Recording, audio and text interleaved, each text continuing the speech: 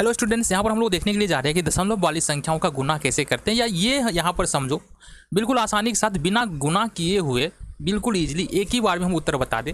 अगर किसी दशमलव वाली संख्या को 10 से गुना करे, 100 से गुना करे, 1000 से गुना करे, 10,000 से गुना करे, तो उसका उत्तर क्या आने वाला है तुमको गुना करने की बिल्कुल भी ज़रूरत नहीं है। बिल्कुल आसानी से तुम यहाँ पर बता सकते हो। बस देखो, पूरे वीडियो को देखना है ना। कुछ सीखने के लिए तो समय तो देना पड़ेगा, ये बात तो समझो। अगर नहीं सीखना है तो वीडियो बंद करो और अभी निकल जाओ, है ना। फिर तो सब समय की बर्बादी है।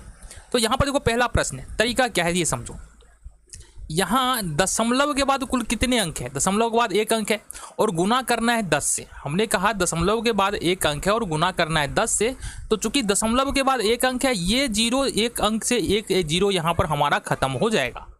अब यहाँ ये दशमलव खत्म हुआ, यहाँ एक जीरो खत्म हुआ, तो अब बचा हमारे पास ये कितना, 25 और गुने में 1, और 25 को 1 से गुना करोगे कितना हो गया तुम्हारा 25। बिल्कुल यही उत्तर हुआ।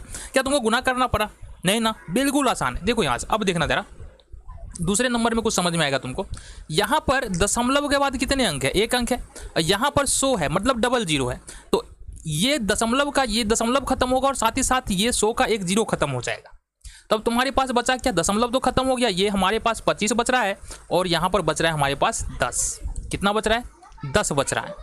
तो इस तरह से तुम्हारे पास क्या आ जाएगा? 25 दहाई का 250। देखो बिल्कुल तुम्हें टेंशन लेना ही नहीं है, बिल्कुल भी नहीं लेना है, बिल्कुल आसानी के साथ कर पाओगे।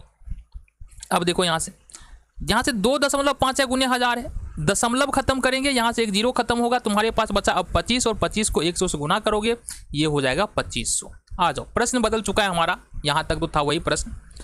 3.25 है, इसको 10 से गुना करना है। क्या गुना करना है? 10 से गुना करना है। अब यहाँ पर समझना तुमको ये है कि जब किसी भी संख्या को 10 से गुना करे ना, तो दशमलव एक अंक दाहिनी ओर शिफ्ट होगा। यही ध्यान रखना, एक अंक दाहिनी ओर शिफ्ट होगा, ठीक है। इसका मतलब क्या है?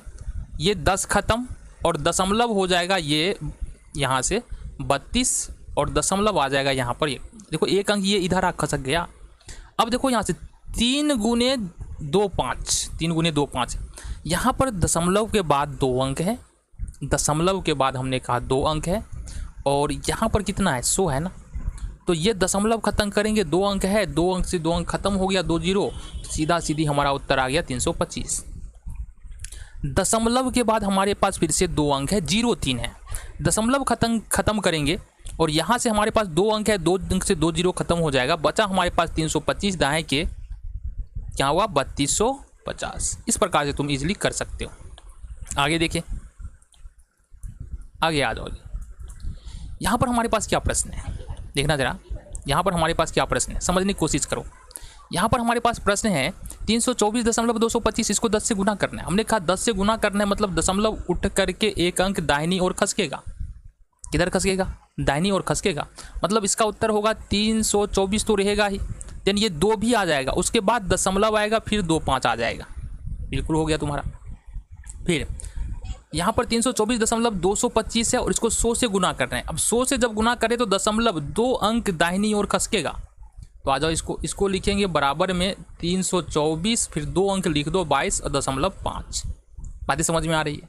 अब आ जाओ, दशमलव के बाद 3 अंक है और यहाँ 1000 से गुना करना है, 3 अंक से 3 जीरो खत्म, दशमलव यहाँ पर खत्म, तो बच गया हमारे पास 324.225 हमारा उत्तर हो गया।